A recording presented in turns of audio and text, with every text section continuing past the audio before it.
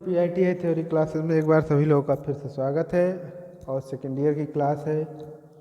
कई दिनों से आपका वीडियो नहीं आ रहा था, 3 दिन हो गया, 3 डेज बिकम सून, तो इसीलिए फिर से आपको सेकेंड ईयर का वीडियो लाए हैं। और आप लोग ये जहाँ पे होंगे ईमानदारी से पढ़ते होंगे। अगर पर डे आप 1-2 घंटा पढ़ रहे हैं, 2 घंटा तब भी आपका बहुत है, लेकिन आप लोग पढ़ते रहिए, ठीक। तो और क्वेश्चन शुरू करने से पहले चैनल को लाइक करिएगा, सब्सक्राइब करिएगा और शेयर करिएगा। तो आप लोग हमको हेल्प कर रहे हैं, इसके लिए आप लोग सभी लोग को वेरी वेरी थैंक यू। आप लोग धन्यवाद के पात्र हैं और आभार प्रकट करते हैं कि आप लोग हमको सपोर्ट कर रहे हैं, ठीक। तो फिर आगे क्वेश्चन हम लोग करते हैं। क्वेश्चन ये है, विच type of the binding has more space of cooling. शीतलन के लिए किस प्रकार की बाइंडिंग में अधिक जगह है। बिटवीन ओवर हैंगिंग कॉइल के बीच, between over hanging coil and rotor, over hanging coil और रोटर के बीच में, between over hanging coil and yoke के बीच में, between over hanging coil and windage के बीच में। तो सबसे पहले इसमें क्या ऑप्शन होने वाला है, डी ऑप्शन सही होने वाला है। क्या है, किसके बीच में, जो ओवर हैंगिंग कॉइल और विंडेज के बीच में है। योक के बीच में नहीं होगा, रोटर के बीच में नहीं होगा, कॉइल के बीच में नहीं होगा, ठीक। आगे चलिए।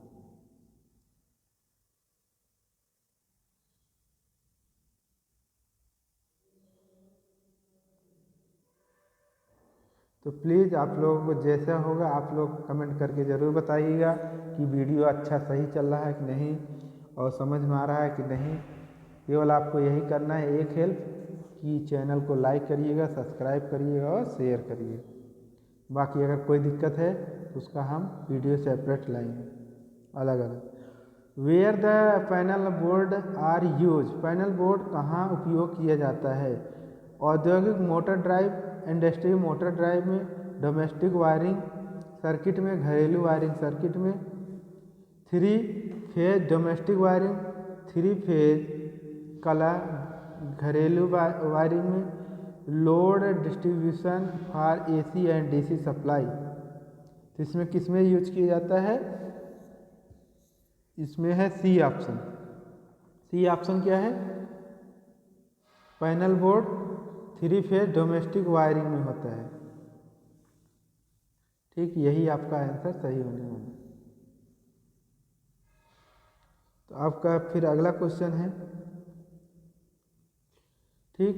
तो इसको क्वेश्चन बाद में कराएंगे, लेकिन पढ़ देते हैं। Determine the torque in newton metre produce by 7 HP squirrel cage motor rotating at 400 RPM rotating per minute. 400 RPM पर घूमने वाला, घूर्णन मतलब घूमने वाला कर रहे 7.5 HP स्क्वायर केज मोटर द्वारा निर्मित बल आघूर्ण टार्क में क्या होने वाला है। तो क्या होने वाला है इसमें 43 में, सी ऑप्शन सही है, यही आएगा ऑप्शन, ठीक। आगे देखिए, which type of handle design of rotary switch in is ठीक। रोटर स्विच के किस प्रकार के डिजाइन का सचित्र वर्णन किया गया है। दस्ता, उत्तोलक, सिक्के का स्लॉट, कुंजी संचालन। तो 44 में है, ए ऑप्शन सही। ए ऑप्शन में दस्ता, उत्तोलक भी नहीं, सिक्के का स्लॉट नहीं, कुंजी भी नहीं।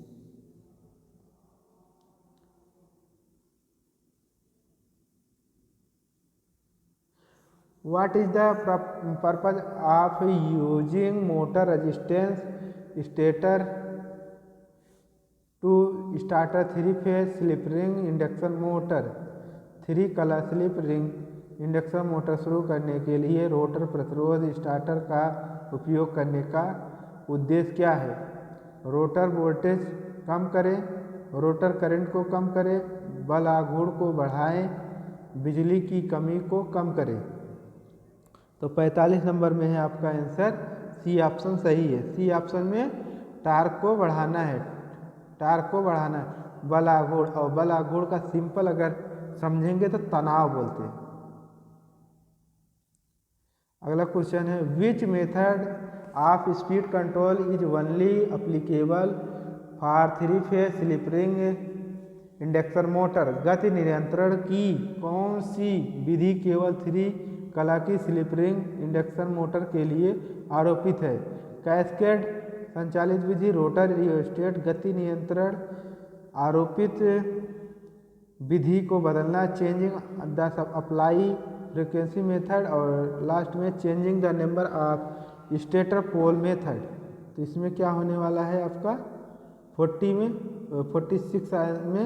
46 में आपका होने वाला है A option, cascade Vidhi, cascade operating method. ठीक, आगे देखते हैं। ये लोग आपको ये सब आप देखे होंगे, किताब अगर सेकेंड ईयर की होगी और आप लोग पढ़ते होंगे तो ये जरूर आप देखेंगे। What is the name of the binding, binding का नाम बताइए। तो बाइंडिंग का नाम बताइए भाई। अब इसको भी बाइंडिंग का नाम में कौन कौन सा है? तिरछी बाइंडिंग, इसका स्कैनिंग बाइंडिंग, जटिल कुंडली यानी कॉइल बाइंडिंग, हीरा कुंडल बाइंडिंग। ठीक, तो इसमें 47 में आपका है बी ऑप्शन। कौन सा है? बी ऑप्शन सही।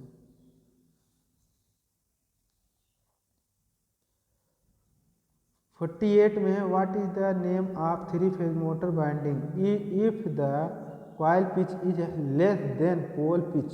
3 फेज मोटर बाइंडिंग का नाम क्या है?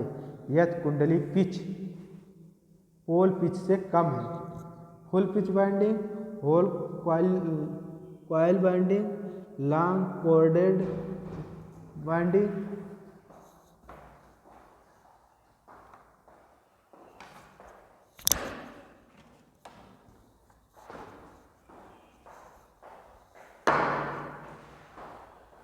Long core binding, short chord binding. ठीक, तो 48 में क्या होने वाला है आपका आंसर? डी ऑप्शन सही होने वाला। कौन सा? डी ऑप्शन, ये शॉर्ट कोटेड बाइंडिंग। ठीक, देखिए डिटेल में इसलिए नहीं जा रहे हैं क्योंकि टाइम ज़्यादा लगेगा और ज़्यादा टाइम की वीडियो आप लोग रिवीजन नहीं कर पाएंगे, इसीलिए। नहीं तो हम और डिटेल में सब जाते, सबको डिटेल में सब जितना ऑप्शन है सबको बताते क्यों है क्यों नहीं।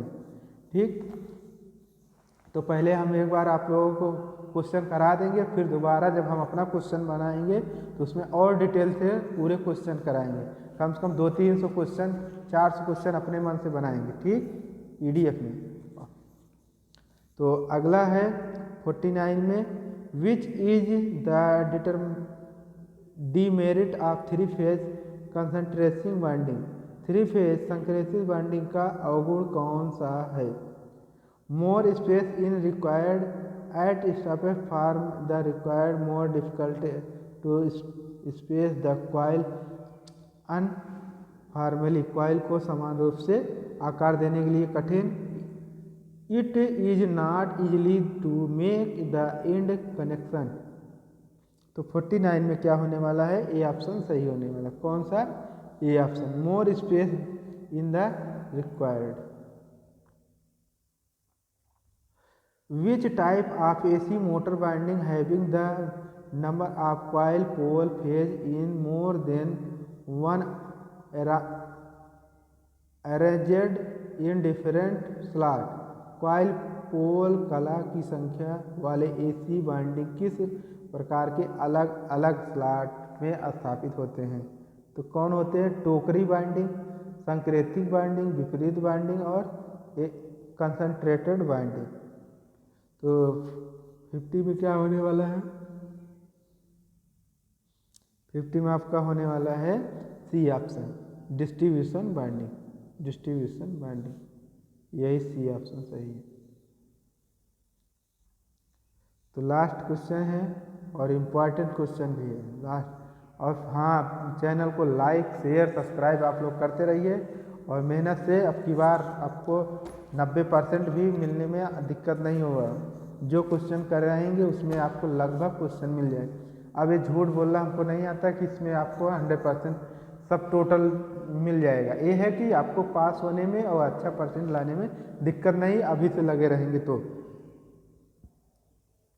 What is the phase displacement between winding in A 3 phase motor. 3 phase motor के वाइंडिंग में बीच में कला विस्थापन कितना होता है? पहले अब इसमें आया है तो 3 फेज क्या होता है? 3 फेज इस तरीके से RYB होता है, ठीक। यहाँ पे मोटर लगा है, फिर सप्लाई जाएगा, ठीक। यानी यहाँ पे पहले इनपुट सप्लाई है, यहाँ पे आउटपुट सप्लाई। आउटपुट सप्लाई मतलब बाहर जो जा रहा है, और इनपुट सप्लाई जो पहले आ रहा है उसके बाद मोटर में जा रहा है, मोटर के बाद बाहर, ठीक। तो अब ये हो गया। अब कहा है इसमें, अब मेन मुद्दा आया है ये। मेन मुद्दा ये है कि आपको कह रहा है कि तीनों बाइंडिंग के बीच में कितना विस्थापन होता है। तो भाई पहला ए है बाइंडिंग, दूसरा ए है बाइंडिंग, तीसरा ए है बाइंडिंग, तो तीनों के बीच में 120 होता है। यहाँ पे भी 120 और यहाँ पे भी 120। और आपको पता है भारतीय 36 360 पूरा अगर इस तरीके से होगा तो 360 होता है, 360 होता है, ठीक। तो अब आप लोग बहुत अच्छे तरीके से समझे होंगे कि इसमें कौन सा ऑप्शन सही है। इसमें कौन सा ऑप्शन सही है? 120। सिंगल फेस के लिए 90 डिग्री और 3 फेस के लिए जो है 120 डिग्री डिस्प्ले, दोनों फेजों के बीच का डिस्प्लेसमेंट होता है, ठीक। तो धन्यवाद, thank you, okay, bye bye. और प्लीज़ चैनल को लाइक करिएगा, शेयर करिएगा, सब्सक्राइब करिएगा, ठीक। और जहाँ रहें स्वस्थ रहें, मस्त रहें और मेहनत करें।